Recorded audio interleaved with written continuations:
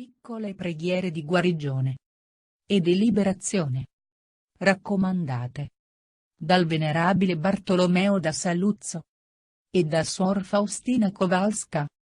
Nel nome del Padre e del Figlio e dello Spirito Santo. Amen. O Dio, vieni a salvarmi.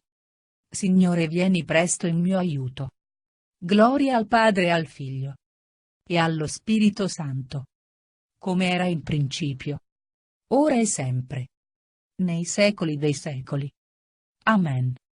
O Padre, o Figlio, o Spirito Santo, o Santissima Trinità, o Gesù, o Maria, o Santi e Sante del Paradiso, domando tutte le grazie necessarie al mio benessere fisico, psichico, spirituale, materiale, morale e mentale, per il sangue di Cristo. Amen.